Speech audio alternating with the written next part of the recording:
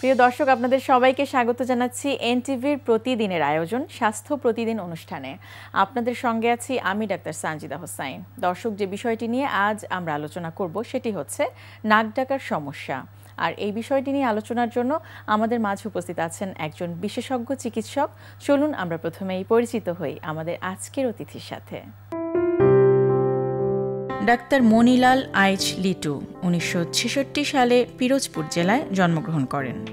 তিনি 1990 সালে Dhaka medical college থেকে MBBS ডিগ্রি অর্জন করেন। এরপর তিনি চিকিৎসা বিজ্ঞানে উচ্চতর MS ডিগ্রি লাভ করেন। বর্তমানে তিনি স্যার সলিমুল্লাহ মেডিকেল কলেজের নাক কান গলা ও হেডনেক সার্জারি বিভাগের বিভাগীয় প্রধান হিসেবে কর্মরত আছেন।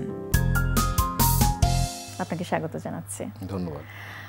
নাক ডাকা এমন একটি সমস্যা যেটি অনেকেরই আছে, কারো কারো খুব প্রকটভাবে আছে।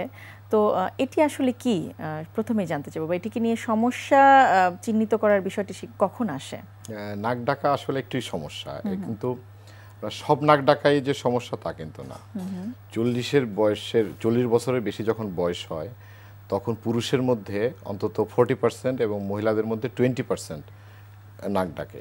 এই নাক ডাকার বিভিন্ন গ্রেড আছে, মাইল্ড, মডারেট, সিভিয়ার।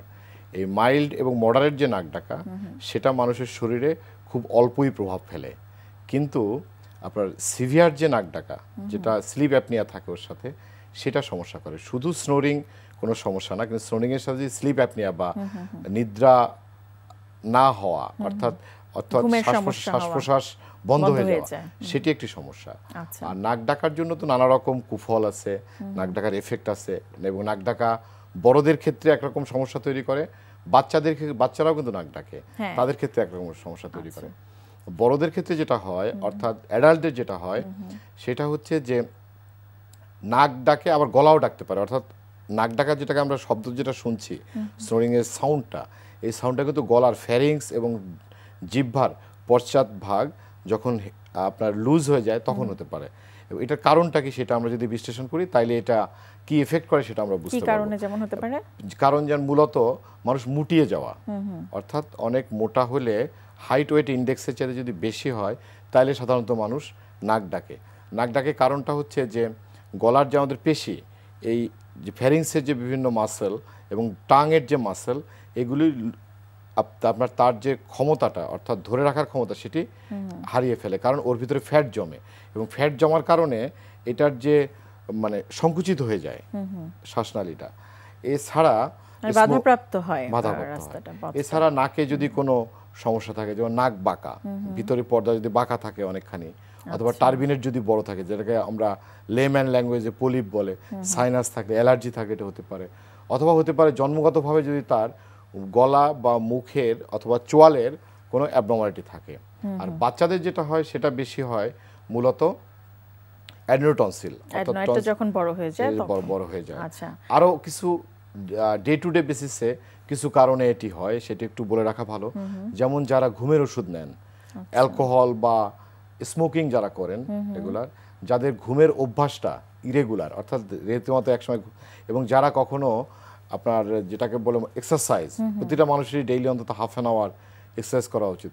মশলাযুক্ত খাবার খান, অথবা অ্যাসিড রিফ্লাক্স, পেটের অ্যাসিড যদি উঠে আসে রাতে, সেগুলো থেকে চোকিং হয়ে নাক ডাকতে পারে। আচ্ছা, এই নাক ডাকার সমস্যা, আপনি যেটি বলছিলেন যে বিভিন্ন মাত্রার নাক ডাকা আছে, যেটি মধ্যম বা তীব্র মাত্রার যেগুলো হয়, সেগুলোতে জটিলতা কি আসতে পারে? ইতিমধ্যেই আপনি ধারণা দিয়েছেন যে স্লিপ অ্যাপনিয়া হতে পারে বা শ্বাসকষ্ট জনিত সমস্যা।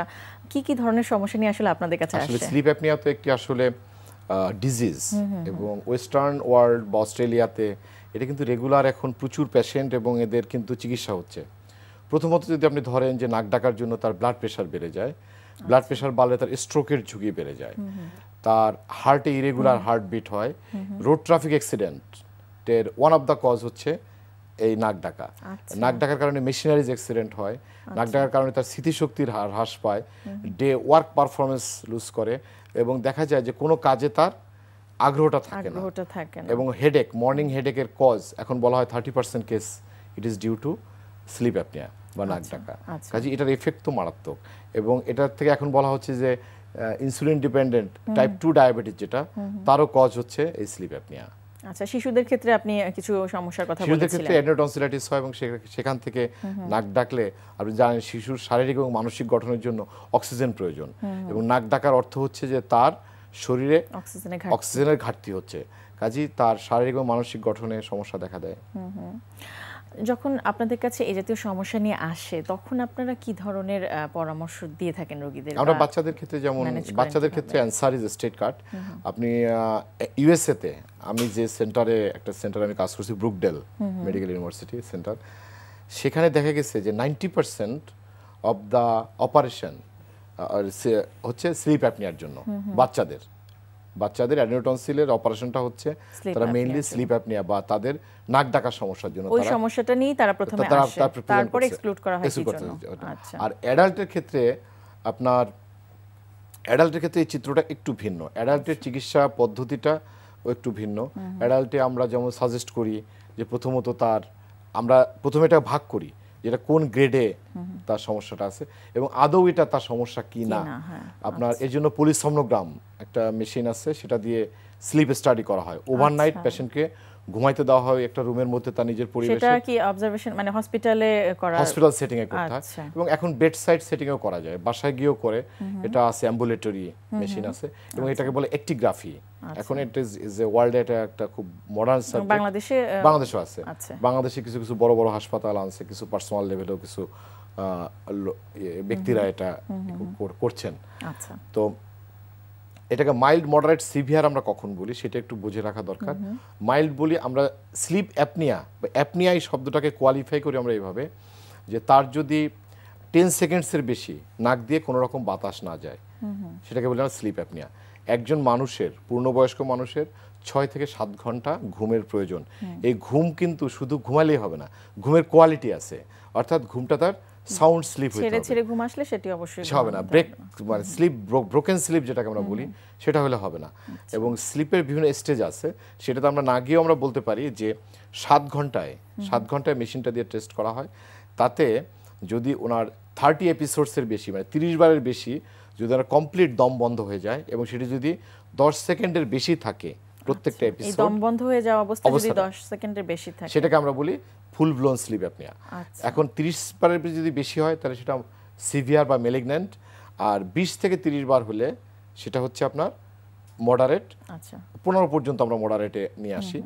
আর 5 থেকে 15 এগুলোকে বলা হয় আপনার মাইল্ড স্লিপ অ্যাপনিয়া।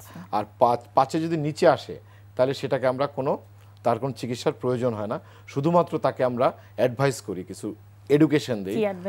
আমরা অ্যাডভাইস করি যেমন ধরেন তার স্লিপ হাইজিন যেটা, সেটা মেইনটেইন করতে হবে। ধরেন আপনি যেখানে ঘুমাচ্ছেন, মানে সেই স্লিপেরও হাইজিনিটি মেইনটেইন করতে হয়। অবশ্যই sleep hygiene is a very important tool. এটা কিন্তু আমাদের সাধারণ দর্শক বা রোগী যারা আছেন তারা এটি সম্পর্কে একদমই পারসেপশন তো আসে না। এডুকেশনের এই পর্যায়টা তো আমাদের দেশে আসলে ওইভাবে। তাহলে একটু কি বলবেন যে এই যে স্লিপ হাইজিন এই বিষয়টি কি এবং কিভাবে সেটা মেইনটেইন করতে হবে? স্লিপ হাইজিন হচ্ছে যে আপনি প্রতিদিন একই সময় ঘুমাতে যাবেন। এবং ঘুমের আগে 2 ঘন্টা আগে আপনাকে রাতের খাবার, ডিনার শেষ করে ফেলতে হবে। আপনি অবশ্যই মশলাযুক্ত খাবার এবং ভারী খাবার রাতে পরিহার করতে হবে। আপনার যে পরিবেশ আপনি ঘুমাচ্ছেন সেখানে অত্যাধিক আলো অথবা আপনি টেলিভিশন চলতেছে, আশপাশের শব্দ, এগুলো থেকে আপনাকে দূরে থাকতে হবে। এগুলো আপনাকে মেনে চলতে হবে। প্রতিদিন একই সময় মোটামুটি ঘুমাতে যেতে হয়। এই স্লিপ হাইজিনের ইম্পর্টেন্ট পার্ট হচ্ছে প্রতিদিন half an hour to 40 minutes exercise, physical exercise, এটা আপনাকে করতে হবে। যে বিছানাটাতে ঘুমাবো সেটি শুধু ঘুমের জন্য, সেটি নিয়ে ডিভাইস নিয়ে বসে থাকলাম অনেকক্ষণ বা ল্যাপটপ নিয়ে বসে থাকলাম তাহলেও কিন্তু সেটা হবে না। বলা হচ্ছে যে ঘুমের 2 ঘন্টা আগে আপনাকে all sort of device you should stop, including television. Television এক ধরনের মেন্টাল এক্সাইটেশন তৈরি করে, রে আপনার মানুষের মস্তিষ্কের কোষকে এক্সাইটেড করে, কাজেই এটা ঘুমের ডিস্টারবেন্স করে। এবং পারফেক্ট স্লিপ হচ্ছে সবকিছু পারফেক্ট ওয়ার্কের পূর্ব শর্ত। এবং যে কোনো এই যে আপনি যে বলছিলেন যে মাত্রাতিরিক্ত বা তীব্র মাত্রায় যে স্লিপ অ্যাপনিয়া হওয়া বা মডারেট যেটাই হোক না কেন, তার পেছনে অবশ্যই কম ঘুমটাই কিন্তু দায়ী। ঘুম না হওয়াটা একটি প্রধান কারণ বা জটিলতা হিসেবেও কিন্তু সেটি আসে, সে ঘুমাতে পারছে না, তার ফলশ্রুতিতে তার কাজগুলোও কিন্তু সে সঠিকভাবে করতে পারছে না। এটার এফেক্টটা হয় যেটা পুয়ার মেমোরি লস হতে থাকে মানুষের। ইভেন মানুষের যে লস অফ লিবিডো, অর্থাৎ তার আর্জ যেটা, সেটাও নষ্ট হয়ে যায়, ওয়ার্কিং আর্জও নষ্ট হয়ে যায়। এবং আপনি জানেন যে 8% অফ আপনার ম্যারেজ ব্রেকআপ ইউএসএতে ডিউ টু স্লিপ অ্যাপনিয়া, অর্থাৎ নাক ডাকার কারণে তার বেড পার্টনার যে তাকে, এবং এটা এক ধরনের নিউসেন্স তৈরি করে সোসাইটিতে, পারিবারিকভাবে, ব্যক্তিগত, পারিবারিক এবং সামাজিক পর্যায়ে। অবশ্যই হ্যাঁ, আমাদের দেশে এটা নিয়ে মজা করা হয় অবশ্য, কিন্তু এটার এফেক্টটা নিয়ে চিন্তা করা হয় না।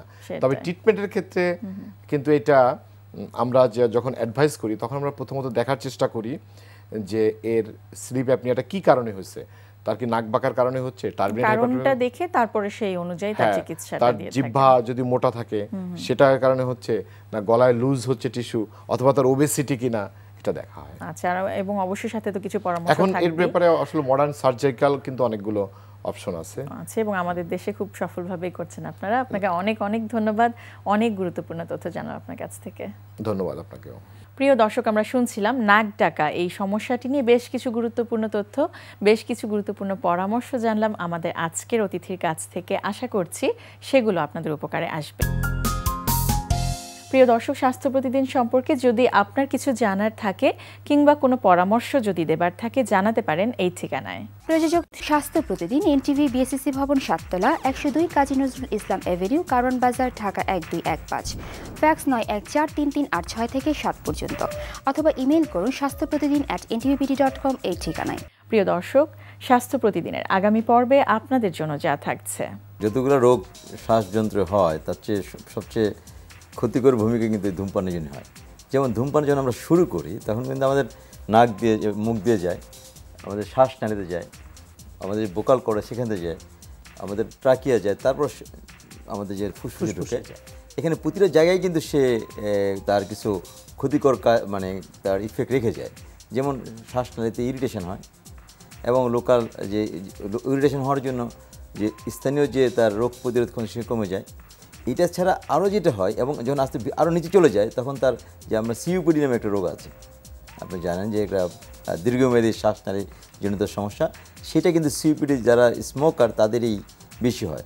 এছাড়া লাং ক্যান্সার, শ্বাসনালীর ক্যান্সার, সেগুলো কিন্তু সিওপিডির জন্য হয়ে থাকে। এবং এই ধূমপানের জন্য শুধুমাত্র যে রোগগুলো তাও না, যেই রোগগুলো আছে তারাও তাদের যে সিমটম সেটাও বেড়ে যায়। মানে আগে থেকে যে রোগ আছে সেটার ক্ষতিকর প্রভাব বাড়িয়ে দেয়, আবার নতুন করে ধূমপান নিজেও রোগ তৈরি করে। বিশ্বের যে কোনো প্রান্ত থেকে যে কোনো সময় এনটিভিতে সম্প্রচারিত আপনাদের পছন্দের অনুষ্ঠান স্বাস্থ্য প্রতিদিন দেখতে চাইলে ভিজিট করুন আমাদের পূর্ণাঙ্গ ওয়েব পোর্টাল www.ntvbd.com। আজ এই পর্যন্তই। সবাই ভালো থাকুন, সুস্থ থাকুন। আগামীকাল আবারও দেখা হবে ঠিক একই সময় এনটিভির পর্দায়।